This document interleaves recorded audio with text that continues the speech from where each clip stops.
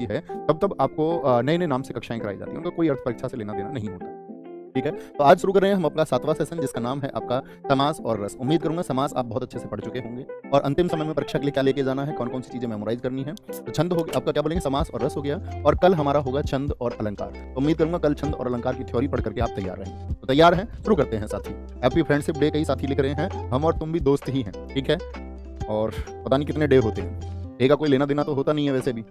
बहुत सारे लोग होते हैं पेरेंट्स डे, पेरेंट्स वाले दिन लगा देते हैं और अपने पेरेंट्स का ख्याल रखते नहीं हैं। ठीक है? तो आप, उम्मीद करूँगा मैं, बिना डेज़ के एक ऐसे इंसान बनेंगे जो ज़िम्मेदारी निभानी जानता है। आप अपनी ज़िम्मेदारियों से भागेंगे नहीं, और वो ज़िम्मेदारी चाहे दोस्त के लिए हो, चाहे परिवार के लिए हो, चाहे इस नेचर प्रकृति के लिए हो, आप उन सबको निभाएँगे। तो अच्छा व्यक्ति वो कर जाता है, उसको डेज़ के कहने की ज़रूरत नहीं है। तो समास के कितने भेद हैं, परीक्षा यहाँ पर आते हैं साथी, कक्षा पर बड़े अच्छे से फोकस करेंगे। तो समास के दोस्त क्या बोलेंगे भैया, 6 भेद हम कह देंगे। कितने? 6 भेद होते हैं। जैसे कि मैं बात करूँ कर्मधारय, कर्मधारय समास होता है कि नहीं होता? जी भैया। तो कर्मधारय समास में क्या होता है, एक पद तो विशेषण होता है, एक पद विशेषण होता है, और दूसरा पद साधारणतः क्या होता है बताएंगे, एक पद विशेषण होता है और एक पद विशेष्य होता है। अब एक-एक सारे साथी उदाहरण लिख दें इसके।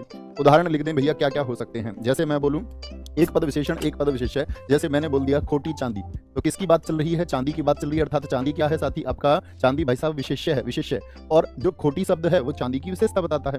जैसे साथी मैं लिख दूं खरा सोना, ठीक है? जैसे मैं बोलूं मेरे छात्र खरा खरा सोना है, तो सोना की बात चल रही है, और सोना कैसा है? खरा है, ठीक है? जैसे हम मोटी लड़की की बात कर सकते हैं, मोटी लड़की, तो लड़की की बात चल रही है। नील गगन की बात हम कर सकते हैं, काला घोड़ा हम बात कर सकते हैं। क्या बोलेंगे? काला घोड़ा हो गया, नील गगन हो गया। तो गगन की बात चल रही है, गगन कैसा है? नीला है। और घोड़ा कैसा है? वो काला है। लड़की कैसी है? वो मोटी है। यानी कि एक पद तो विशेष्य जिसके बारे में बात होगी, और एक पद होता है आपका विशेषण जो विशेष्य की तारीफ बताता है। कोई दिक्कत इस बात में नहीं जी। तो कर्मधारय समास हो गया हमारा। दूसरा समास होता है हमारा अव्ययी भाव। मुझे बताओ अव्ययी भाव में कौन सा पद प्रधान होता है? अव्ययी भाव समास में क्या होता है, क्या बोलेंगे? जिसका पहला पद अव्यय हो, या हम बात करें पहला पद क्या होता है, आपका प्रधान होता है। तो कौन कौन से होते हैं? जो उपसर्ग जिनमें आए, जैसे प्रतिदिन शब्द होता है, प्रतिदिन होता है, ठीक है? प्रतिदिन होता है। अगर शब्द का रिपीटेशन हो जाए, शब्द की पुनरावृत्ति हो जाए, पल पल दिल के पास तुम रहती हो, पल पल, पल पल दिल के पास तुम रहते हो, ये भी बोल सकते हैं। पल पल तो क्या बोलेंगे, आपका कल कल भी हो सकता है, दिन दिन भी हो सकता है, रात रात भी हो सकता है। कोई उपसर्ग का प्रति है तो कुछ और भी हो सकता है, उप उपसर्ग हो सकता है। यथा सबसे ज्यादा पूछा जाता है। यथा संभव, तो यथा संभव क्या है? आपका यथा उपसर्ग है, जैसे ही संभव हो, जितने जल्दी, यथाशीघ्र बोलते हैं, ठीक है? यथाशीघ्र हम कह सकते हैं। बहुत बढ़िया, कई साथियों ने लिखा रातों रात, बहुत शानदार, रातों रात। कई दोस्तों ने लिखा हाथों हाथ, यथाशक्ति कई साथियों ने लिखा, बहुत गजब। मतलब कोई भी आपका उपसर्ग आए, जैसे हम बोलते अन सुना, तो अन उपसर्ग आ जाए आपका। आ आता है, आजीवन आता है, आजन्म आता है, बहुत शानदार। तो कर्मधारय हो गया आपका, अव्ययी भाव हो गया। तीसरी बात करते हैं हम, क्या बोलेंगे, आपका तत्पुरुष, जिसमें प्रथम पद तो गौण होता है, तत्पुरुष में क्या होता है? उत्तर पद प्रधान होता है। इसमें क्या होगा? उत्तर पद साथी आपका प्रधान होता है। उत्तर पद प्रधान होगा। जो उदाहरण कौन कौन से होते हैं? जो हम कारक पढ़ते हैं, कारक पढ़ते थे ना, कर्म, आपका करण, संप्रदान आदि होंगे। तो जैसे मैं बोल दूं मुंह तोड़, तो मुंह तोड़ इसमें कौन सा साथी तत्पुरुष हो जाएगा बताएंगे? मुंह तोड़ इसमें कौन सा तत्पुरुष हो जाएगा? तो मुंह को तोड़ने वाला, अर्थात कर्म तत्पुरुष हो जाएगा, ठीक है? जैसे मैं बोल दूं, क्या बोल दूं, राजमहल, तो ये क्या हो गया? राजा का महल, क्या बोलेंगे भैया? राजमहल आदि शब्द हो गया, तो ये भी क्या है? तत्पुरुष हो जाएगा आपका। जैसे मैं बोल दूं विद्यालय, विद्या के लिए आलय होता है, विद्या के लिए होता है, विद्या का अपना तो होता नहीं, तो ये क्या हो गया आपका दोस्त? हम कहेंगे भैया तत्पुरुष हो गया। चौथा होता है साथी बहुव्रीहि समास। बहुव्रीहि समास में कौन सा आता है बताएंगे? बहुव्रीहि समास में क्या होता है? कोई पद प्रधान नहीं होता, कोई पद प्रधान नहीं होता, और तीसरे पद की ओर इशारा करता है। क्या बोलेंगे? तीसरे पद की ओर इशारा करता है, तीसरे पद की ओर इशारा करता है। तीसरे पद की ओर बात करते हैं, जैसे क्या बोलेंगे आपका? जैसे भगवान विष्णु के लिए होता है कनफटा, तीसरा पद हो गया कोई, तीसरा पद हो गया। लंबोदर, कौन से भगवान जी को बताता है? लंबोदर, लंबा है जिनका उदर पेट, यानी अर्थात गणेश जी को बताता है, गणेश जी को बताता है। पांचवा साथी होता है द्विगु समास। क्या बोलेंगे? द्विगु समास होता है, और द्विगु क्या बताता है? जिसका प्रथम पद क्या हो? प्रथम पद संख्यावाची हो, प्रथम पद संख्यावाची हो। और प्रथम पद जिसका संख्यावाची हो वो क्या होगा? जैसे कोई एक बोले आप प्रथम पद संख्यावाची, तो हम कहते हैं अठन्नी, 8 से बनता है आपका। पंचवटी शब्द बनता है, पंच अर्थात आपका साथी क्या बन गया आपका? 5 से बनता है। किससे बनता है? यानी पहला पद संख्यावाची हो। नवरात्र हम कह देते हैं, चौराहा हम कह देते हैं, चौराहा शब्द हो गया। 4 राहें जहां मिलती हो, चौराहा, ठीक है? और छठा आप सब नाम बताएं कि भैया छठा कौन सा होगा? तो छठा जो समास होता है वो होता है हमारा कौन सा? द्वंद्व। और द्वंद्व में क्या होता है? दोनों पद प्रधान होते हैं। दोनों पद क्या होंगे? प्रधान होते हैं। तो ये तो परिभाषाएं हुई इनकी। दोनों पद प्रधान कैसे भैया? जैसे मैं कह सकता हूँ विपरीत शब्द, दिन रात हो गए, दिन रात हो गए आपका विपरीत शब्द है। खरा खोटा हो गया, खरे का विपरीत खोटा होता है। सुख दुख हो गया, सुख दुख हो गया। तो विपरीत शब्दों के साथ में आपका क्या बोलेंगे? उत्तरी भी हो सकते हैं। अभी विपरीत नहीं है, लेकिन दोनों शब्द क्या है? अपने आप में प्रधान है। माता पिता हो गए, माता पिता हो गए। शीतोष्ण हो गया, घास फूस हो गया आपका, क्या बोलेंगे? घास फूस हो गया। बहुत बढ़िया। भाई बहन कई साथियों ने लिखा, बहुत बढ़िया। अमीर गरीब कई साथियों ने लिखा, गुण दोष कई साथियों ने लिखा, राजा प्रजा लिखा, बहुत बढ़िया। तो ये शब्द किसके उदाहरण होते हैं? सब ये समास के भेद होते हैं, ठीक है? आगे आते हैं। निम्नलिखित पदों में से कौन सा पद है जो अव्ययी भाव समास का है? समास में इतना ही है, उससे ज्यादा डरने की जरूरत नहीं है। निम्नलिखित पदों में से कौन सा पद है जो अव्ययी भाव समास का नहीं है, यानी अव्ययी में नहीं आएगा? अव्ययी में तो प्रति एक, क्या बोलेंगे भैया, प्रति उपसर्ग हो गया, यण संधि का उदाहरण है। प्रति एक यण संधि के उदाहरण अक्सर किसके, अव्ययी भाव के उदाहरण होते हैं। यथा होता है, प्रति होता है। राजा का पुत्र, तो क्या आएगा इसमें, राजा, राजा का पुत्र। तो का किसका हो गया साथी, संबंध को बताता है। कौन सा कारक है, संबंध है, अर्थात संबंध किस में जाएगा आपका, संबंध तत्पुरुष हो जाएगा, संबंध तत्पुरुष हो जाएगा। कोई दिक्कत, आगे आते हैं। क्या बोलेंगे, किस समास का समस्त पद वाक्य में क्रिया विशेषण का काम करता है? कौन सा समास है जिसका सारे के सारे पद किसका काम करते हैं, क्रिया विशेषण के? तो क्रिया विशेषण का काम करते हैं आपका साथी जो विशेषता बताते हैं पूर्ण रूप से, जैसे आजन्म शब्द हो गया, आजन्म शब्द हो गया, हर रोज शब्द हो गया, कोई भी उपसर्ग वाला शब्द है, बखूबी शब्द हो गया आपका, बखूबी शब्द हो गया, बखूबी हो गया, हाथों हाथ मैंने आपको बताया, हाथों हाथ शब्द की पुनरावृत्ति हो जाए, बे खटके शब्द हो गया, बे उपसर्ग हो गया, जैसे बेशर्म होता है, क्या होता है, बेशर्म होता है। आगे आएंगे। मन मना शब्द में कौन सा समास है? बहुत सारे साथी इसका उत्तर गलत दे सकते हैं। मन मना शब्द बताएं जरा, तो मन मना क्या होगा, क्या बोलेंगे जी? सारे दोस्त उत्तर बताएंगे एक बार, बहुत बढ़िया तरीके से।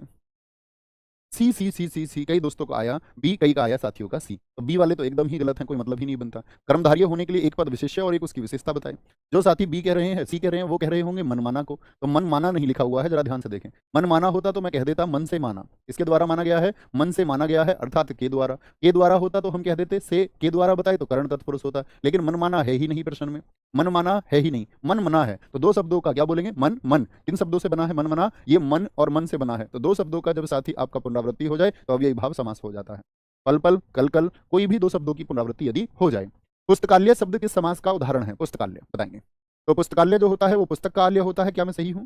पुस्तक का आलय होता है, पुस्तक का अपना घर होता है ये, या पुस्तक के लिए होता है? क्या बोलेंगे, पुस्तक के लिए आलय होता है भैया। तो आप कहेंगे भैया पुस्तक का नहीं होता, पुस्तक के लिए होता है, यानी का गलत हो जाएगा, संबंध नहीं होगा, संबंध नहीं होगा तो के लिए क्या हो गया, संप्रदान तत्पुरुष हो गया। क्या हो जाएगा, संप्रदान तत्पुरुष ये हो जाएगा, संप्रदान तत्पुरुष। जैसे मैं एक प्रश्न पूछता हूं, कला प्रवीण व्यक्ति, बड़ा पूछा जाता है, कला प्रवीण में कौन सा समास है? कला प्रवीण में कौन सा समास है? तो आप कहेंगे कला प्रवीण का मतलब क्या होता है? कला मतलब आर्ट, प्रवीण मतलब दक्ष, कला में प्रवीण है, और में आ जाए तो क्या बोलेंगे, में किसकी पहचान है? सारे दोस्त बोले अधिकरण तत्पुरुष भैया हो जाएगा, इसमें क्या हो जाएगा आपका, अधिकरण तत्पुरुष हो जाएगा। कोई दिक्कत? जैसे मैं बोल दूं गोबर गणेश में कौन सा समास होगा, गोबर गणेश में कौन सा समास होगा? तो गोबर से निर्मित गणेश क्या होता है, गोबर से निर्मित गणेश होते हैं, अर्थात किसके द्वारा बने हुए हैं, गोबर के द्वारा बने हुए गणेश हैं, गोबर के द्वारा। तो से अर्थात के द्वारा, और के द्वारा किसको बताता है, कर्ण को बताता है, कर्ण तत्पुरुष हो जाएगा आपका।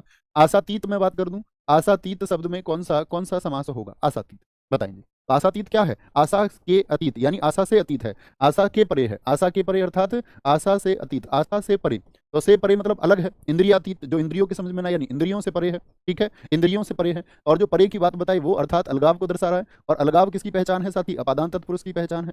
तो जो कारक में आपने सीखा वही यहाँ पर प्रयोग होता है। जैसे मैं बोल दूं गंगा तट, गंगा तट, तो ये गंगा का अपना तट है या गंगा के लिए है? भैया गंगा का अपना तट होता है, गंगा का तट होता है, और गंगा का तट अर्थात संबंध तत्पुरुष हो जाएगा भाई। क्या हो जाएगा, संबंध तत्पुरुष। हम सब करके बताएं जिनके चारों प्रश्न ठीक थे, चारों ठीक जिन्होंने। प्रश्न है स्वर्ग प्राप्त में कौन सा समास होगा? स्वर्ग प्राप्त, तो स्वर्ग प्राप्त को क्या बोलेंगे, स्वर्ग में प्राप्त या स्वर्ग को प्राप्त हुआ कोई? तो आप बोलेंगे स्वर्ग को प्राप्त हुआ, और को हुआ तो क्या हो जाएगा आपका भैया, कर्म तत्पुरुष हो जाएगा। क्या हो जाएगा, कर्म तत्पुरुष। सिर्फ तत्पुरुष नहीं बताना, आपको उसका प्रकार भी बताना है कि तत्पुरुष का भी कौन सा भैया भेद होगा, ठीक है। निम्न में से कौन सा है जो कर्मधारय समास का उदाहरण है? कर्मधारय होने के लिए एक पद विशेष्य और उसकी विशेषता बताने वाला शब्द भी होना चाहिए। तो देखते हैं, क्या सतसई हो जाएगा, सतसई, राजगृह होगा, चतुर्भुज होगा, या श्याम सुंदर होगा, या श्याम सुंदर होगा? देखें कितने दोस्तों का उत्तर आता है, ज्यादातर साथियों का उत्तर विकल्प डी आता हुआ, श्याम सुंदर। तो क्या बोलेंगे, श्याम की विशेषता बताएगी एक पद में, एकदम से सही है, एकदम से सही हो जाएगा। चतुर्भुज क्या होता है भैया, ये बहुवरी समास में जाएगा, अगर विकल्प होता तो बहुवरी, नहीं तो दिगु भी है, और दिगु और बहुवरी दोनों विकल्प में हुए तो किसको प्राथमिकता देंगे? बोलेंगे किसको? तो आप कहेंगे भैया बहुवरी को प्राथमिकता देंगे। चतुर्भुज फिर किसको कह देते हैं, चार भुजाओं वाला, ब्रह्मा को भी कह देते हैं। राजगृह, राजा का घर, यानी कि ये तत्पुरुष हो गया, कौन सा, संबंध तत्पुरुष हो गया, राजा का घर है, राजा का घर। तत्सई होता है 700 दोहों का समूह, 700 दोहों का समूह, क्या बोलेंगे, 700 दोहों का समूह होता है, और 700 दोहों का समूह अर्थात साथी किसको दर्शा रहा है, आपका द्विगु को दर्शा रहा है, किसको, द्विगु को दर्शा रहा है, ठीक है। आगे आते हैं नेक्स्ट। भला मानस में कौन सा समास है? भला मानस तो कर्मधारय है, तत्पुरुष है, अव्ययी भाव है, या बहुवरी है? भैया मानस के बारे में बात चली, यानी मनुष्य, मनुष्य कौन हो गया, जिसके बारे में बात चले विशेष्य हो गया, और मनुष्य की विशेषता बताई जा रही है, मानस कैसा है, मनुष्य कैसा है, भला है, अर्थात ये विशेषण हो गया आपका, विशेषण हो गया। तो एक पद विशेष्य, एक पद विशेषण, ये किसको दर्शाता है भैया, कर्मधारय को दर्शाता है, कर्मधारय को दर्शाता है। निम्नलिखित प्रश्न में 4 विकल्पों में से उस विकल्प का चयन करें जो दिए गए शब्द के लिए सही द्विगु समास के विग्रह का विकल्प हो। द्विगु समास का तो बहुव्रीहि नहीं मान रहा है उसको, बहुव्रीहि नहीं मान रहा है, क्या मान रहा है उसको? द्विगु, क्योंकि संख्या आएगी तो द्विगु भी होगा और भगवान का बोध कराए तो बहुव्रीहि। तो परीक्षा जो साथी एग्जामिनर है उसने उसको बहुव्रीहि नहीं माना, वो उसकी मर्जी है, ठीक है। त्र्यंबकेश्वर, तो त्रिअंब किसको बोलते हैं? अम्ब किसका पर्यायवाची होता है? आंख का। क्या बोलेंगे भैया? आंख का होता है। आंखों से किसको देखता? तीनों लोगों को देखता है, ठीक है। तो क्या बोलेंगे? त्रिअंबकेश्वर, तो किसका स्वामी होता है? तीनों लोगों के लोग होते हैं क्या? तीन का ईश्वर होता है या त्रिकोण वाला ईश्वर होता है? तीन लोकों का ईश्वर होता है, तीन लोकों का ईश्वर होता है। जैसे दोपहर एक शब्द मैं बोल दूं तो इसमें क्या बता रहे हैं हम? ये भी क्या है आपका? दोपहर। दोपहर की बात करें यानी दो क्या है आपका? द्विगु को दर्शाता है। जैसे त्रिभुवन की बात मैं कर दूं तो त्रि माने कितनी संख्या? 3 हो गई, त्रिभुवन भी हो गया आपका। जैसे साथ ही पंचतंत्र की बात मैं आपसे कर सकता हूं, पंचतंत्र की बात, पंचामृत की बात मैं आपसे कर सकता हूं। बहुरी में भी जा सकता है वो, क्योंकि एक भोग को दर्शाता है। मैं आपसे साथी 31 की बात कर सकता हूं। किसकी? 31 की बात कर सकता हूं। क्या 31 हो जाएगा? कितने दोस्त इस पे बोलेंगे? फटाफट से बताएं, क्या 31 में द्विगु समास हो जाएगा, हाँ या ना? मैंने बहुत ध्यान से सिखाया था, यहीं पर साथी पता चलेगा कितने दोस्त हमारे गजब के छात्र हैं। तिरंगा बिल्कुल हो जाएगा। 31 में हो जाएगा साथी, हाँ या ना? तो 31 में नहीं होगा तो फिर क्या होगा? तो आप क्या बोलेंगे? भैया शून्य वालों में होता है द्विगु समास, 1 से 9 तक की संख्याओं में द्विगु समास होता है। 1 2 3 4 5 6 7 8 9, उसके बाद में शून्य वाली 10 हो गई आपका, 20 हो गई, 30 हो गई, 40 हो गई, 50 हो गई। 0 0 के बीच में जिनके अंत में 1 से 9 तक आए वो सब किसका? द्वंद्व का उदाहरण होते हैं। और कई मेरे साथी द्वंद्व लिख रहे हैं। जैसे परीक्षा में पूछा गया था आपका, क्या बोलेंगे? 62 में कौन सा समास है? 62 में तो 0 के अलावा कोई संख्या आ जाए और बीच की संख्या हो तो क्या बोला? अंक 1 से 9 तक। और साथ ही आपका 0 वाले जितने भी 10 20 30 40 100 हो फिर 1000 हो, ये सब किसके उदाहरण होते हैं? ये सब द्विगु के उदाहरण होते हैं। 62 क्योंकि दो संख्याओं से मिलकर बनता है, 60 और 2, 60 और 2 और दोनों ही पद प्रधान हो जाते हैं। तो ये किसके उदाहरण है? ये सब भैया जी द्वंद्व के उदाहरण है, ठीक है जी। कोई दिक्कत कोई परेशानी नहीं भैया, गलती नहीं करेंगे। जैसे मैं तुमसे पूछूं, मुझे बताना 40 में कौन सा समास होगा? 40 में अंत में शून्य आया तो क्या हो जाएगा? द्विगु हो जाएगा। लेकिन अंत में शून्य ना हो, जैसे मैं एक संख्या पूछ लूं आपसे कि भैया 72 में क्या सा समास होगा? 72 में कौन सा समास होगा? तो आप कहेंगे भैया क्या हो जाएगा? 70 और 2 द्वंद्व हो जाएगा, ठीक है। गौरी शंकर शब्द किस समास का उदाहरण है? गौरी शंकर को किस में रखेंगे? बहुव्रीहि, कर्मधारय, द्वंद्व या फिर तत्पुरुष में? तो आप बोलेंगे गौरी शंकर जो होता है भैया वो बहुव्रीहि समास का उदाहरण हो जाएगा क्या? बोलेंगे फटाफट से। कौन से भगवान को बता रहा है गौरी शंकर? बहुत सारे साथियों ने उत्तर, कईयों का तो सी है, सी वाले तो सारे सही है, लेकिन इनको चुनाव करना है जो ए बता रहे थे। गौरी शंकर कौन से भगवान हैं? शंकर तो हो गए भगवान जी, शंकर तो हो गए शंकर भगवान, ठीक है, भगवान शिव जी। गौरी तो पार्वती हैं, पार्वती हैं। तो एक भगवान का बोध कराए बहुव्रीहि तब होता है जब कोई शब्द एक भगवान का बोध कराए, ठीक है। जैसे मैं बोल दूं आपसे कोई भी शब्द, जैसे मैं बोल दूं चक्रपाणी, चक्रपाणी कौन है? एक ही शब्द का बोध कराएगा, भगवान कृष्ण या फिर आपका विष्णु। लेकिन यहां पर तो दो शब्द हो गए ना, और दो शब्द हो गए तो साथ ही क्या होगा? गौरी अलग प्रधान है और शंकर पद अलग प्रधान है, यानी द्वंद्व समास हो जाएगा। क्या हो जाएगा? द्वंद्व समास। जैसे धन दौलत, तो धन क्या है साथी? अलग प्रधान है, एक पद प्रधान है। जैसे मैं बोल दूं अपना पराया, आप भी सोच सकते हैं कुछ शब्द अपना पराया हो गया। ये शब्द कैसे होते हैं? जब दो पद प्रधान हो तो द्वंद्व होते हैं भैया। निम्नलिखित में से कौन सा है जो द्वंद्व समास का उदाहरण नहीं है? धन दौलत अभी लिखा हमने, धन दौलत क्या द्वंद्व समास का उदाहरण है? जी भैया होता है। मोटा ताजा हो जाएगा या नहीं होगा? जी भैया। लेन देन हो जाएगा? जी भैया। कोकिल कंठी, कंठ कैसा है? कोकिल के जैसा है, तो एक पद विशेष्य और एक में विशेषण, अर्थात ये तो कर्मधारय हो गया। कंठ की विशेषता बता रहा है, किसका? कोयल के जैसा कंठ है, कोयल के जैसा कंठ है, यानी विशेषता बता दी साथी। नेक्स्ट है जी, वज्रदेह में समास बताइए। वज्रदेह में समास बताइए। क्या बोलेंगे? बहुव्रीहि समास होगा, तत्पुरुष होगा, कर्मधारय होगा या फिर द्वंद्व होगा, या फिर साथी द्वंद्व हो जाएगा। तो क्या आंसर आएगा? वज्र के समान देह है जिनकी, इनके समान, वज्र के समान देह, अर्थात हनुमान जी का बोध कराता है, और हनुमान जी का बोध कराए तो बहुव्रीहि समास हो जाएगा, बहुव्रीहि समास हो जाएगा, ठीक है। लेकिन याद रख लेना, अगर बहुव्रीहि विकल्प में नहीं होता तो क्या चुनते?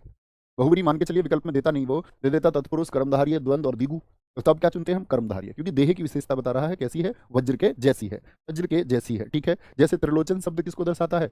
3 नेत्रों वाले कौन है? भगवान शिव हैं, भगवान शिव हो गए आपका दोस्त, ठीक है। दशानन अर्थात रावण का बोध करा देता है, किसका? रावण का बोध करा देता है। पवनाशन आपका किसका उदाहरण है भैया? बहुव्रीहि समास का उदाहरण है, ठीक है। जैसे त्र्यंबकेश्वर अभी मैं आपको बता चुका था। मैं बोल दूं गिरधर किसका उदाहरण है? तो भगवान श्री कृष्ण का उदाहरण है आपका। चक्रपाणी मैं बोल दूं, चक्रपाणी 12 सिंगा शब्द होता है साथी, क्या होता है? 12 सिंगा शब्द होता है, 12 सिंगा होता है। मृगेंद्र होता है, राजा का बोध कराता है। लंबोदर होता है आपका, क्या बोलेंगे? लंबोदर। और ना जाने कितने उदाहरण आप भी जानते हैं, ठीक है।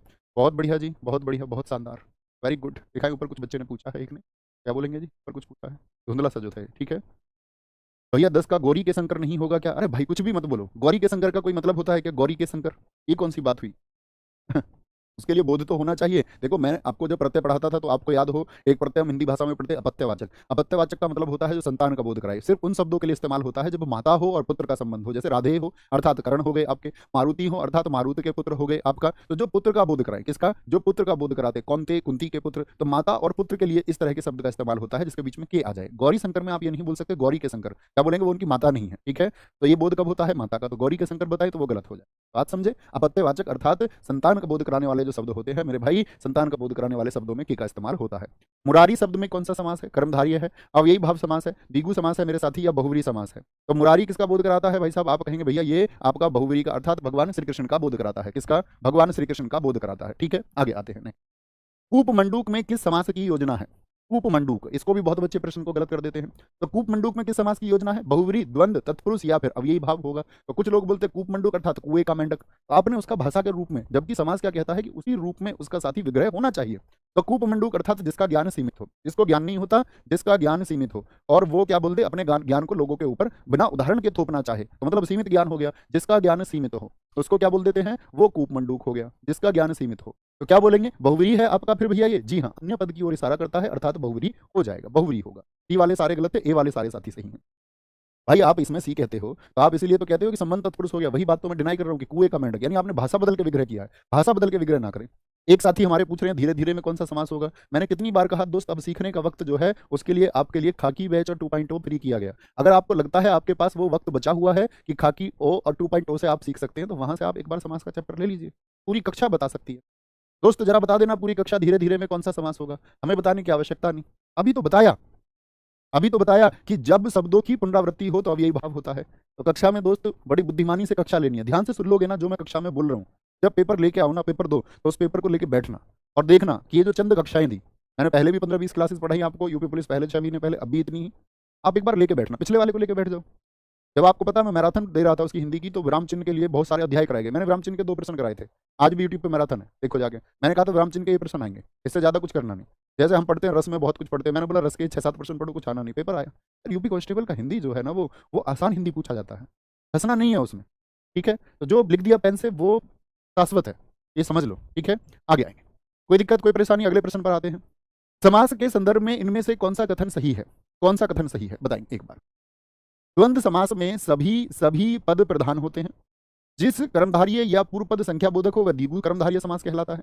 कर्मधारय या पूर्व कर्मधारय भी हो और पूर्व पद संख्या बोधक हो, इस बात को कह रहा कि पूर्व पद संख्या बोधक हो तो द्विगु भी तो हो ही जाएगा। द्वंद्व समास में सभी पद प्रधान होते हैं। तत्पुरुष समास में साधारणतः प्रथम पद विशेषण और द्वितीय पद जो होता है वो विशेष्य होता है, ये जो बात कर रहे हैं। तो कौन सा कथन ये क्या सही है साथी बोलेंगे? तत्पुरुष समास में प्रथम पद विशेषण, तो प्रथम पद विशेषण और द्वितीय पद जो विशेष्य होता है ये तो भैया कर्मधारय में होता है। इसमें होता है कर्मधारय में होता है, कर्मधारय में होता है, ठीक है। तो ये बात तो गलत हो गई, तो सभी सही है, ये बात भी गलत हो गई। इन दो पर आते हैं। अब जब हमको इनमें से कोई एक चुनना है, क्या बोलेंगे आपका? द्वंद्व समास में सभी पद प्रधान होते हैं, ये सर्वदा सत्य बात है। ये कुछ तो दोस्त डी बता रहे हैं, कह रहे सभी सही है, ये सर्वदा सत्य बात है। अब आते हैं बी पर फिर से। तो हमने कहा कि अगर कर्मधारय है और पूर्व पद संख्या बोधक हो तो उसको हम द्विगु कर्मधारय समास कहते हैं। मुझे बताइए कि आपने कभी, जैसे मैंने अभी बोला, तो इसको क्या हम द्विगु कर्मधारय समास हिंदी भाषा में आपने कभी पढ़ा था? जैसे आपने मेरे साथ हामी मिलाई थी, जी भैया, द्विगु कर्मधारय समास आपने कभी हिंदी भाषा में पढ़ा दोस्त? तो आप क्या बोलेंगे? नहीं जी भैया। तो कौन सा सही हो जाएगा? ए एकदम से सही होगा, ए एकदम से सही होगा, ठीक है।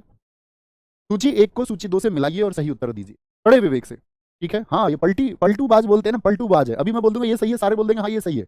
मैं फिर विचार करने को बोलूंगा, जरा विचार करो, तब बोले हाँ भैया गलत है। ऐसे मत बनो भाई, ठीक है। एकदम से पलटी नहीं माननी है, नीतीश कुमार नहीं हो जाना है। बहुव्रीहि क्या बोलेंगे? बहुव्रीहि जो समास होता है तत्पुरुष अव्ययी भाव और द्वंद्व, ठीक है। अब तो नीतीश कुमार भी पलटी नहीं मार रहे हैं, अब तो तुम तो अपनी स्थिति मजबूत करो। तो बहुव्रीहि क्या होगा दोस्त? ईश्वर अर्थात गिरिधर हो गए। विदेश गमन, तो क्या हुआ है? विदेश में गमन हुआ है। इसमें देखो 2 स्थिति में आपको देता हूं, एक का चुनाव करें। विदेश में गमन या विदेश को गमन, क्या बोलेंगे? विदेश को गमन, किसका चुनेंगे? जैसे कई दोस्त हमारे क्या बोलेंगे, विदेश में गमन नहीं होता, विदेश को होता है। जैसे साथी एक आता है आपका वनवास, वन में वास होता है, वन में वास होता है, वन में वास होता है, या वन को वास होता है, वन को वास। तो वनवास